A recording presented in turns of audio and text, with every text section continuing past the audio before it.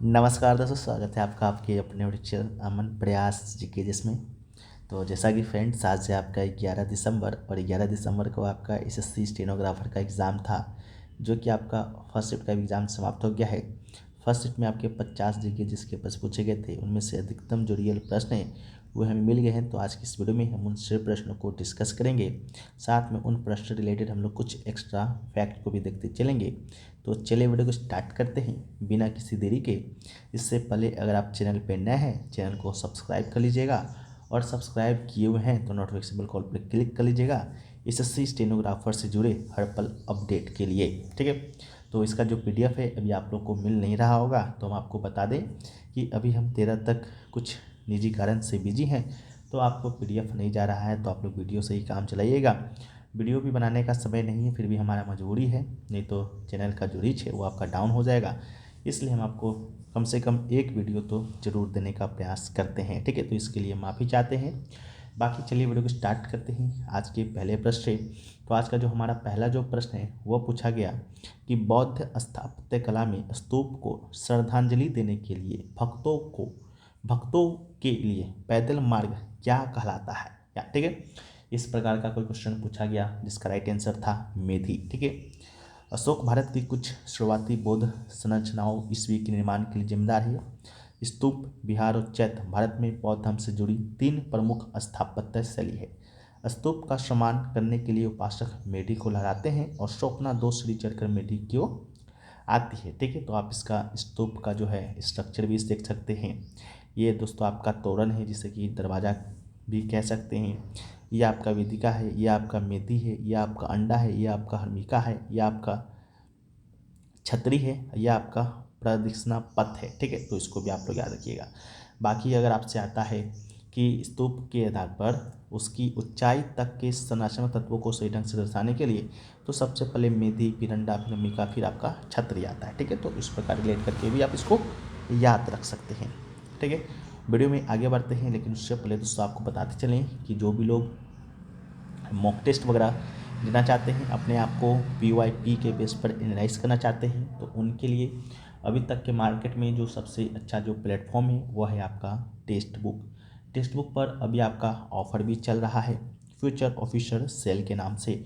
अगर इस सेल के दौरान इनका ईयरली का टेक्स्ट बुक 5 प्रो परचेस करते हैं तो आपको मात्र और मात्र जो है 615 रुपये में ये मिलने वाला है। साथ में कूपन कोड अगर आप APG यूज़ करते हैं तो आपको 12% का एक्स्ट्रा ऑफ भी मिलेगा, और अगर आपका सिलेक्शन किसी भी एग्ज़ाम में हो जाता है तो आप इनसे अपना पूरा रिफंड भी ले पाते हैं। जिन लोगों को टेक्स्ट बुक के विषय में नहीं मालूम, उनको बता दें कि टेक्स्ट बुक आपके भारतवर्ष में जितने भी एग्जाम होते हैं, चाहे वो एग्जाम आपका SSC लेता हो, रेलवे लेता हो, बैंक लेता हो, डिफेंस वाला लेता हो, या स्टेट लेवल का कोई एग्जाम होता हो, सारे एग्जामों का आपको यहाँ पर मॉक टेस्ट मिलता है। साथ आपको प्रीवियस ईयर पेपर्स मिलते हैं। ठीक है, यहाँ पर 800 प्लस एग्जामों का 80,000 प्लस मॉक टेस्ट के साथ साथ 17,000 प्लस PYP का जो एक्सेस है आपको मात्र एक ही पास में, जो कि 615 रुपये में मिल रहा है, 1 साल के लिए आपको मिलता है। इसका लिंक है डिस्क्रिप्शन में दिया गया है, कमेंट सेक्शन में पिन किया हुआ है, तो आप जाकर एक बार चेकआउट जरूर कर सकते हैं। हम लोग वीडियो में आगे बढ़ते हैं। तो हमारे जो नेक्स्ट जो प्रश्न है वो पूछा गया, आवर्त सारणी के समूह 17 के तत्व कौन से हैं। ठीक है, तो आवर्त सारणी के समूह 17 के तत्व की बात करते हैं तो आपके ऑप्शन में दिया गया था 1, 53, 11, 7। ठीक है, तो हम लोग पहले देखते हैं कि आवर्त सारणी के समूह 17 के तत्व कौन कौन से हैं। तो सबसे पहले 17 के तत्व को हम लोग हेलोजन कहते हैं। इसमें आपका फ्लोरीन आता है, क्लोरीन आता है, ब्रोमीन आता है, आयोडीन आता है और स्टार्टिन आता है। ठीक है, तो इसका एटॉमिक नंबर क्या होता है, तो फ्लोरीन का एटॉमिक नंबर 9 है, क्लोरीन का 17 है, ब्रोमीन का 35 है। इसके अलावा जो है आपका आयोडीन का 53 है, स्टार्टिन का 7 है, एक आपका एक और है उसका 117 है। ठीक है, तो ये आपका है। तो 1, 53, 11 और 17 दिया गया था, तो इसका राइट आंसर जो होगा आपका 17 हो जाएगा, यानी कि क्लोरीन। ठीक है, नेक्स्ट क्वेश्चन पूछा गया, विधानसभा का कार्यकाल कितने वर्ष का होता है। तो विधानसभा का कार्यकाल आपका 5 वर्षों का होता है। राज्य विधानसभाओं को विधानसभाओं के रूप में जाना जाता है। राज्य विधानसभा की अध्यक्षता स्पीकर के द्वारा की जाती है। राज्यपाल को बुलाने और राज्य विधान स्थगित और राज्य विधानसभा को भंग कर सकते हैं। ठीक है, राज्य विधानसभा का जो चुनाव है सीधी जनता के द्वारा किया जाता है। विधानसभा के प्रत्येक सदस्य यानी प्रत्येक सदस्य MLA को एकल सदस्यीय निर्वाचन क्षेत्रों के द्वारा 5 साल के कार्यकाल के लिए सीधे चुना जाता है, इसको भी याद रखना है। अगला है कि तत्वों के प्रतीकों का उपयोग करने वाले पहले वैज्ञानिक कौन थे। तो तत्वों के प्रतीकों का प्रयोग करने वाले प्रथम वैज्ञानिक डाल्टन थे, यानी कि जॉन डाल्टन इसका राइट आंसर होगा। अगला है स्वाभिमान आंदोलन किसके द्वारा शुरू किया गया था। तो इसका right answer EV Ramaswamy Naicker होगा। स्वाभिमान आंदोलन की शुरुआत इरोड वेंकटप्पा रामास्वामी यानी पेरियार ने शुरू किया था। ठीक है, तो आपका ऑप्शन में बताइएगा क्या दिया गया था। यह आंदोलन 1920 के दशक के मध्य में शुरू किया गया था। इसका मकसद ब्राह्मणवाद संस्कृति को खारिज करना था। अगला है वर्तमान में बिहार के राज्यपाल कौन है। तो इसका राइट आंसर आपके राजेंद्र विश्वनाथ अर्लेकर होंगे। ठीक है, तो ये पूछा गया। इसके अलावा अगर आपसे पूछा जाता वर्तमान में मुख्यमंत्री कौन है, तो आपके नीतीश कुमार हैं। ये क्वेश्चन आपके एग्जाम में बार बार आया कि बिहार के 9वीं बार शपथ लेने वाले मुख्यमंत्री कौन है, तो नीतीश कुमार ही हैं। ठीक है, तो ये क्वेश्चन पूछा गया। नेक्स्ट क्वेश्चन है कि भारतीय क्रिकेट टीम के पूर्व सलामी बल्लेबाज मुरली विजय ने डैश को अंतर्राष्ट्रीय क्रिकेट से संन्यास का ऐलान किया था। तो इसका राइट आंसर 30 जनवरी 2023 होगा। ठीक है, तो इसको भी याद रखिएगा। अगला है कौटिल्य के सप्तांग सिद्धांत में दंड का अर्थ क्या है। ठीक है, तो कौटिल्य का सप्तांग सिद्धांत जिसमें स्वामी अमात्य जनपद दुर्ग कोष दंड और मित्र आता है, तो उसमें आपका दंड का अर्थ पूछा गया था। तो दंड का अर्थ बल या न्याय दोनों से लिया जा सकता है। कौटिल्य के सप्तांग सिद्धांतों में धर्मस्थों यानी कि न्यायाधीशों और प्रदेश क्षत्रियों का उल्लेख किया गया है, जो न्याय व्यवस्था का गहराई से वर्णन करता है। जुर्माने, अंगों को काटना, यहाँ तक कि मृत्युदंड का इस्तेमाल अपराधों और अपराधों के लिए दंड के रूप में किया जाता था। कौटिल्य के अनुसार लगाया जाने वाला दंड न केवल अपराध की प्रकृति और गंभीरता पर निर्भर करता था, बल्कि अपराधी के वर्ण पर भी निर्भर करता था। कौटिल्य के सप्तांग सिद्धांत ने एक ही अपराध के लिए उच्च वर्णों के लिए कम दंड आरक्षित किया। उदाहरण के लिए एक क्षत्रिय को ब्राह्मण महिला के साथ संभोग करने पर अधिकतम जुर्माना देना पड़ता था। एक वैश्य की पूरी संपत्ति उसी अपराध के लिए जब्त की जा सकती थी। सबसे बुरी सजा शूद्रों के लिए निर्धारित किया गया था। तो इस बात को भी याद रखना है। नेक्स्ट क्वेश्चन है कि which of the following are not used as a food preservatives. ठीक है, तो इसका राइट आंसर आपका केन शुगर होगा। Food preservative spoils of food due to microbial growth. The most commonly used preservatives include table salt, sugar, vegetable oils, sodium benzoate, sodium hydrogen carbonate and cane sugar are not used as a food preservatives। ठीक है, तो इसको याद रखना है। Next आपका है कि भारतीय संविधान का अनुच्छेद 280 के तहत किसकी स्थापना की जाती है। तो आपका राइट आंसर वित्त आयोग होगा। अनुच्छेद 280 के अनुसार वित्त आयोग की स्थापना 5 वर्षों की अवधि के लिए की जाती है। इसके अलावा वित्त आयोग का गठन राष्ट्रपति के द्वारा किया जाता है। यह एक आपका संवैधानिक निकाय है। संवैधानिक निकाय हम उसे कहते हैं जिसका उल्लेख आपके अनुच्छेद में किया गया है और आर्टिकल 280 में इसका उल्लेख किया गया है। इस कारण ये एक आपका संवैधानिक निकाय है जो केंद्रों के करों में राज्यों की कितनी हिस्सेदारी होगी उस पर राष्ट्रपति को यह परामर्श देता है। इसका गठन 5 वर्षों के लिए किया जाता है। 14वां वित्त आयोग का अध्यक्ष YB रेड्डी थे। 15वें के अध्यक्ष नंद किशोर यादव हैं। 16वें के अध्यक्ष आपके अरविंद पनगरिया हैं। तो इसको भी याद रखना है। इसके अलावा पहला वित्त आयोग 1951 में स्थापित किया गया था और पहले वित्त आयोग के अध्यक्ष KC नियोगी थे। अगला है पंडित रामनारायण किस वाद्य यंत्र से संबंधित थे। तो इसका राइट आंसर आपके सारंगी होगा।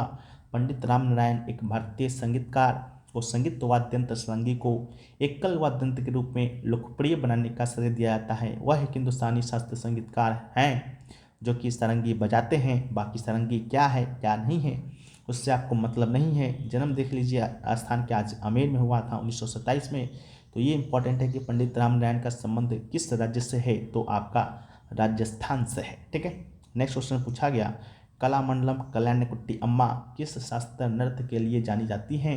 तो कलामंडलम कल्याणकुट्टी अम्मा की जब हम लोग बात करते हैं तो इनका संबंध मोहिनीअट्टम से है। मोहिनीअट्टम जो कि कहाँ का, केरल का एक शास्त्रीय नृत्य है। ठीक है, तो इसका राइट आंसर आपका मोहिनीअट्टम होगा। इसके अलावा वो केरल की मलप्पुरम क्षेत्र में थिरुनावया की मूल निवासी थी और मोहिनीअट्टम को औपचारिक संरचना और अलंकरण देकर भारतीय शास्त्रीय नृत्य की अस्पष्टता से मुख्यधारा में लाने में उनकी महत्वपूर्ण भूमिका भी थी। ठीक है। नेक्स्ट क्वेश्चन पूछा गया कि रिजर्व बैंक ऑफ इंडिया यानी कि आरबीआई ने एलबीएस को कब शुरू किया था, यानी कि लीड बैंक स्कीम को। तो रिजर्व बैंक इंडिया ने लीड बैंक स्कीम को 1969 में इंट्रोड्यूस किया था। इस स्कीम का उद्देश्य था रूरल एरियाज में बैंकिंग और क्रेडिट फैसिलिटी को बढ़ावा देना। यह स्कीम प्रोफेसर डॉक्टर आर के गाडगिल की अध्यक्षता में एक स्टडी ग्रुप के रिकमेंडेशन पर आधारित थी। ठीक है, तो याद कीजिएगा। नेक्स्ट आपका है कि the basic objective of 5th and 6th 5-year plan. ठीक है, तो आपके ऑप्शन में क्या क्या दिया गया था मे बी इंडस्ट्री, एग्रीकल्चर, रोजगार, इस प्रकार करके कुछ दिया गया था। तो पहले हम लोग देखते हैं 5वीं पंचवर्षीय योजना को, जो कि 1974 से लेकर 1978 तक चला। उसका मुख्य उद्देश्य गरीबी उन्मूलन, आत्मनिर्भरता और इस योजना में कृषि उत्पादन को बढ़ावा देने और गरीबी को कम करने पर जोर दिया गया था। 6ठी पंचवर्षीय योजना की बात करते हैं तो 80 से लेकर 85 तक चला। मुख्य उद्देश्य आर्थिक विकास और गरीबी उन्मूलन। इस योजना के दौरान नबार्ड यानी कि national bank of agriculture and rural development की स्थापना किया गया था 1983 में। तो मे भी आपके इसका राइट आंसर हो सकता है कि एग्रीकल्चर हो। ठीक है, ऑप्शन के हिसाब से। ठीक है, तो बताइएगा। नेक्स्ट आपका है प्रमुख बंदरगाह और लघु बंदरगाह में क्या अंतर है, यह पूछा गया था। ठीक है, यानी कि बिग पोर्ट और स्मॉल पोर्ट में डिफरेंस रिलेटेड था। तो भारत में बंदरगाह को भारतीय बंदरगाह अधिनियम 1908 के तहत परिभाषित केंद्र और राज्य सरकार के अधिकार क्षेत्र के अनुसार प्रमुख और लघु बंदरगाह के रूप में आपका वर्गीकृत किया जाता है। प्रमुख बंदरगाह को स्वामित्व और प्रबंधन केंद्र सरकार के द्वारा किया जाता है, जबकि लघु बंदरगाह का स्वामित्व प्रबंधन राज्य सरकार के द्वारा किया जाता है। नेक्स्ट क्वेश्चन है कि निम्नलिखित में से कौन गलत है। 4 ऑप्शन दिए गए थे, जिसमें से 2 ऑप्शन तो हमें मिले हैं। एक आपका प्लेइंग इट माई वे था, जो कि सचिन तेंदुलकर की ऑटोबायोग्राफी है। एक आपका है स्ट्रेट फ्रॉम द हार्ट, जो एन ऑटोबायोग्राफी एक आपके कपिल देव का है। बाकी 2 और था, वो अभी नहीं मिल पाया है। मे भी हो सकता है कि आपके एक ऑप्शन में the test of my life हो। The test of my life होगा तो युवराज सिंह इसके ऑटोबायोग्राफी है, युवराज सिंह की ऑटोबायोग्राफी है। बाकी 2 और क्या होगा आप लोग हमें बताइएगा। ज़्यादा डीपली हम लोग जाते नहीं हैं, आपका लास्ट एग्ज़ाम है। ठीक है, तो यही सारे क्वेश्चन जो है आपके एग्ज़ाम में पूछे गए थे। और भी क्वेश्चन पूछे गए थे जो कि मिल नहीं पाया। एक आपका शास्त्रीय संगीत से कौन रिलेटेड है। ठीक है, इस प्रकार करके भी था। ऑप्शन में क्या था वो भी नहीं मिल पाया। एक आपका माउथ अंपार मज्जक से भी कोई क्वेश्चन पूछा गया था कि उसका नेचर क्या होता है। एक आपका हैंडबॉल चैंपियनशिप जो है कब हुआ, उससे रिलेटेड भी कोई क्वेश्चन पूछा गया था, वो भी हमें अब तक नहीं मिल पाया है। ठीक है, तो बाकी जैसे मिलेंगे उसको हम आपको PDF में उसको देने का प्रयास करेंगे। बाकी वीडियो पसंद आया है तो वीडियो को आप लोग लाइक कर दीजिए। चैनल पे अगर आप लोग नए हैं चैनल को सब्सक्राइब कर दीजिए। बाकी टेक्स्ट बुक के यदि पास प्रो से जुड़ना चाहते हैं तो आप लोग जुड़ सकते हैं मात्र 615 रुपये में 1 साल के लिए, कूपन कोड APG के साथ। तो मिलते हैं हम लोग नेक्स्ट वीडियो में, जब तक के लिए जय हिंद फ्रेंड्स।